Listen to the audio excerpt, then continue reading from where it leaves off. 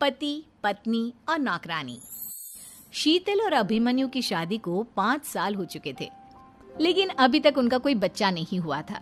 इसकी वजह से शीतल और अभिमन्यु परेशान रहते थे, लेकिन उन दोनों से ज्यादा परेशान थी शीतल की सास, यानी अभिमन्यु की माँ जानकी देवी। जानकी देवी चाहती थी कि जल्दी से जल्दी उनकी गोद में पोता या पोती आ जाए, और इसीलिए वो अपनी बहू शीतल को लेकर एक दिन हॉस्पिटल पहुंची। डॉक्टर मैडम, जरा ठीक से चेक करके बताइए ना। कई बड़े बड़े डॉक्टर को दिखाया है, लेकिन मेरी बहू माँ ही नहीं बन पाती।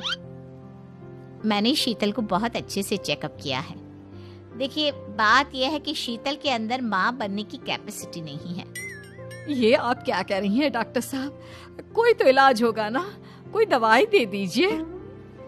देखिए, कुछ प्रॉब्लम ऐसी होती है जिनका कोई ट्रीटमेंट नहीं होता। आई एम सॉरी टू से, लेकिन शीतल कभी माँ नहीं बन सकती, क्योंकि उसके यूट्रस में अंदर से ही कुछ प्रॉब्लम है। घर आने के बाद, क्या हुआ माँ? कहाँ लेकर गई थी आप शीतल को?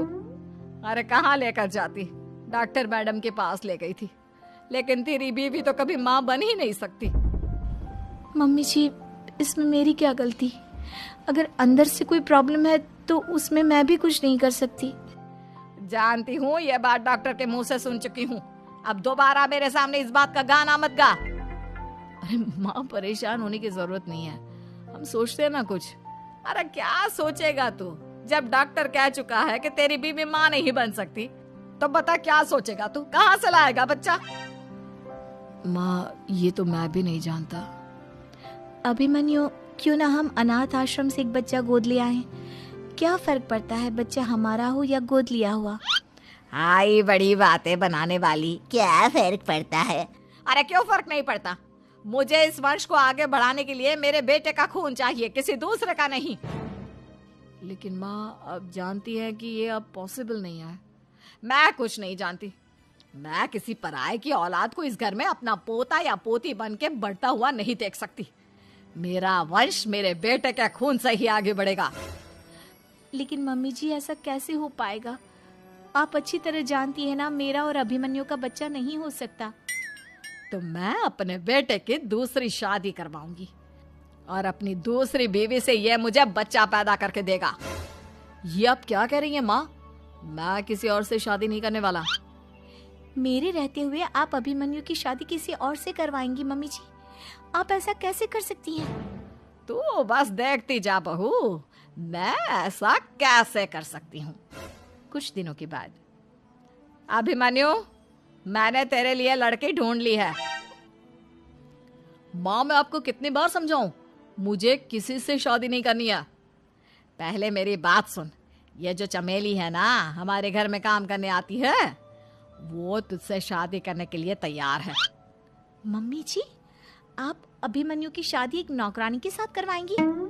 वो इसलिए क्योंकि चमेली दिखने में बहुत खूबसूरत है, बच्चा भी सुंदर ही होगा। मम्मी जी, लेकिन एक बच्चे के लिए अपने बेटे की शादी नौकरानी के साथ करवाना, क्या ये सही है?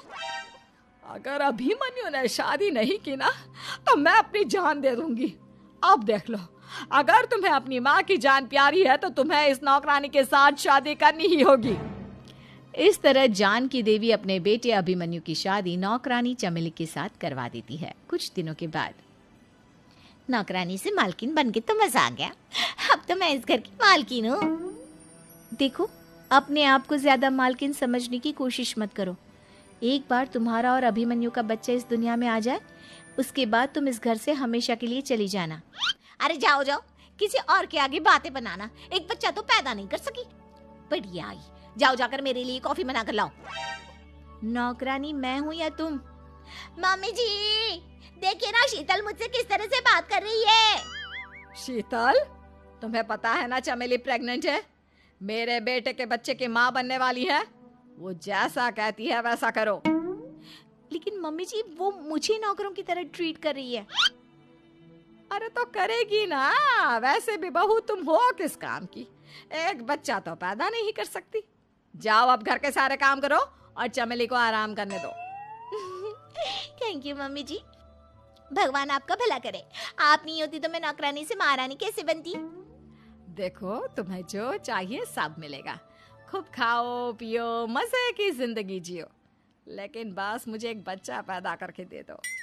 कुछ दिनों के बाद, मम्मी, बच्चे के लिए आपने मेरी शादी चमेली के साथ करवा तो दी, लेकिन दिन और रात का चैन मिट गया है। सारा दिन शीतल और चमेली की बहस चलती रहती है। अब शीतल को इस घर में रखने से क्या होगा?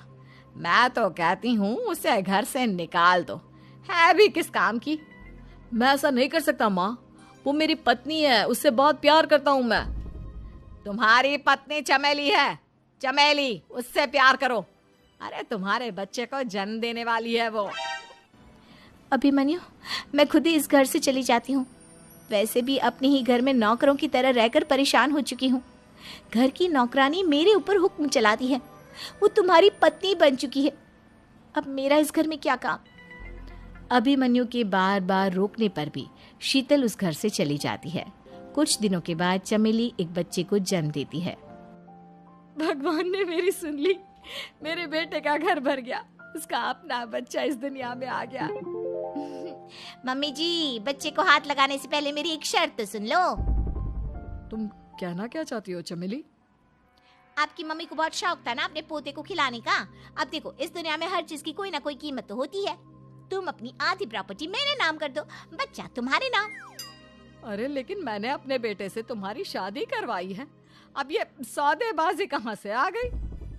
जो औरत अपनी बहू को घर से निकाल कर एक नौकरानी के साथ अपने बेटे की शादी करवा दे, वो तो सौदेबाजी कर ही सकती है ना। उसका कैसे भरोसा कर सकते हैं? मुझे बस आप लोगों की प्रॉपर्टी चाहिए, उसके बाद ही बच्चे को आप हाथ लगा सकते हैं। मैंने कहा था ना मम्मी, आप गलत कर रही हैं। देखिए, उसका नतीजा आपके सामने है।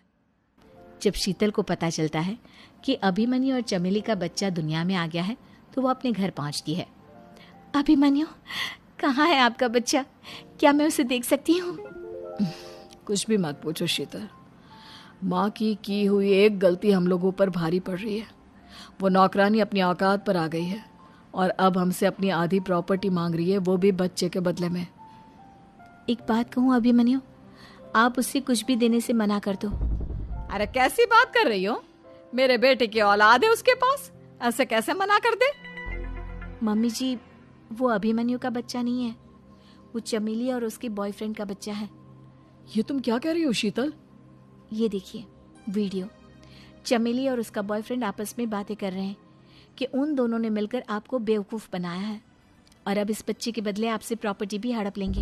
हे भगवान, ये मुझसे क्या हो गया? ना तो बच्चा मिला और अपने बेटे की नौकरानी के साथ शादी करवा दी सो अलग। अब क्या होगा? मुझे माफ कर दो शीतल, मेरी वजह से तुम्हें बहुत तकलीफ हुई है।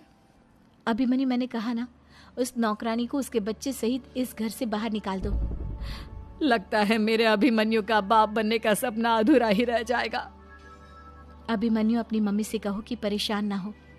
आपको याद है एक बार हम एक IVF सेंटर गए थे, मैंने फिर से वहाँ जाकर बात की थी और आपको पता है इस बार मैं प्रेग्नेंट हूँ, क्योंकि हमने वहाँ पर प्रोसीजर करवाया था जिसकी वजह से मैं प्रेग्नेंट हो गई थी और इस बात का पता मुझे बस कुछ महीने पहले ही लगा है। हमारा बच्चा इस दुनिया में आने वाला है अभिमन्यु। मुझे माफ कर दो शीतल बहू, मुझसे बहुत बड़ी गलती हो गई। कोई बात नहीं माँ, लेकिन अब हमें उस धोखेबाज नौकरानी को इस घर से बाहर निकालना है और इस घर की मालकिन को वापस घर लाना है, वो भी अपने बच्चे के साथ।